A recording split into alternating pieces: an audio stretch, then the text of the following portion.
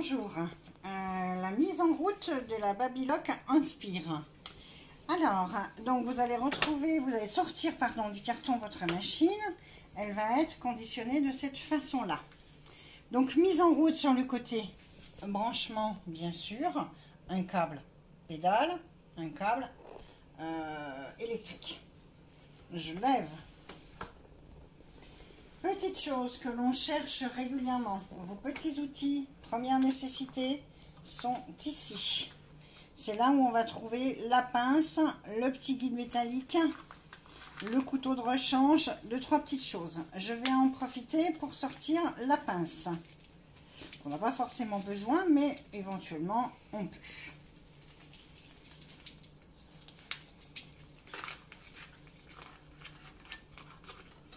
Je referme. Alors, vous ouvrez votre Babylock Inspire. Comme ceci. Donc, j'ai un petit taquet ici. J'ouvre. Ici, je pousse vers la droite et je bascule.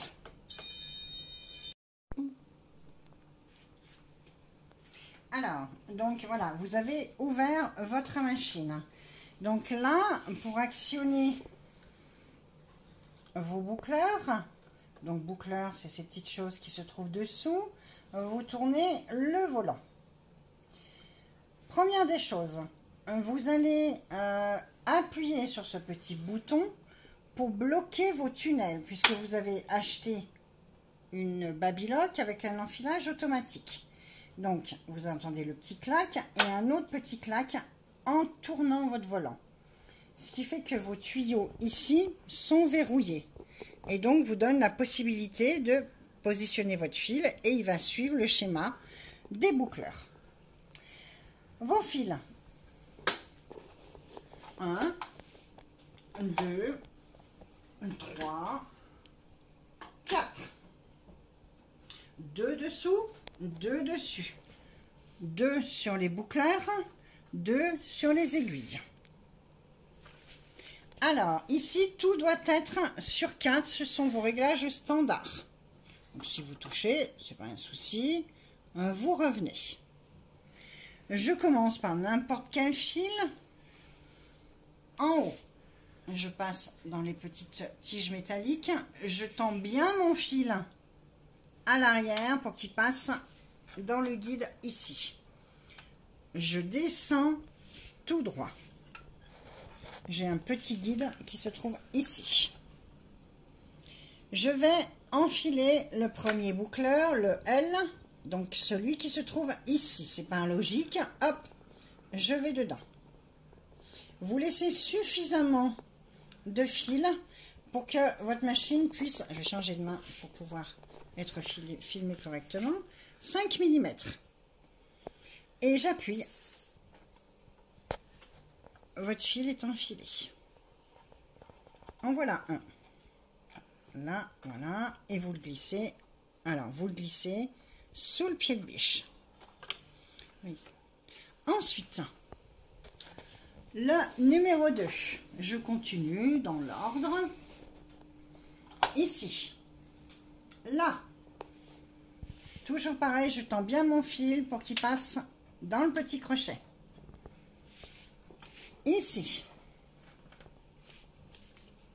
je vais dans le U. Toujours pareil, je laisse suffisamment de fil pour qu'il soit propulsé. 5 mm dans le petit trou.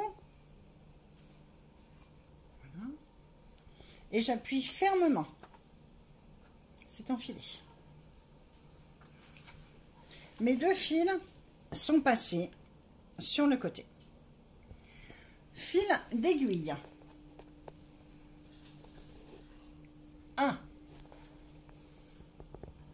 2, 3, 4. Aiguille R. J'ai l'enfilage automatique des aiguilles. Je peux descendre mon pied de biche avec le levier qui se trouve à l'arrière. Enfilage des aiguilles de droite, je mets mon petit bouton à droite. Alors, pardon, j'ouvre mon enfilage ici pour libérer ma machine et mettre les points de repère ici vert, vert. Vous mettez bien les traits en face. Et là, mon enfil aiguille se positionne exactement au bon endroit. Je mets mon fil à l'horizontale et hop, c'est enfilé. Si toutefois au départ vous avez un petit peu de mal avec l'enfil aiguille, vous pouvez bien sûr l'enfiler à la main. Mais c'est quand même un atout de cette machine. Dernière aiguille, je passe ici, je lève 1, 2, 3, 4, je pousse, je vérifie toujours que je suis vert, vert, j'appuie sur mon petit enfileur et c'est raté. Et je recommence. Et c'est fait. Enfilez bien le fil contre l'aiguille pour ne pas rater votre enfilage. Mais ça peut arriver comme vous pouvez le voir. Je lève. J'ai bien mes quatre fils qui viennent correctement. Et je vais faire un petit test. Je ferme. Je ferme. Je vérifie mes aiguilles. Et là, je fais un petit test.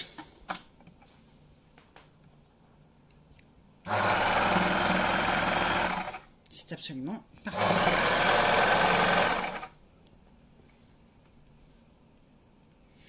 Alors, petite explication sur les réglages. Ici, ce qu'on appelle le différentiel. Donc ça, lors de votre première mise en route, on va en parler. C'est pour éviter de déformer les tissus, voire éventuellement de les déformer complètement, en fonction du réglage. Le réglage neutre, N.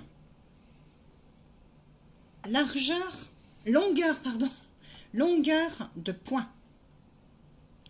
En standard ou en rouloté. C'est pareil, on le verra lors de votre première mise en route. Donc je me remets en normal.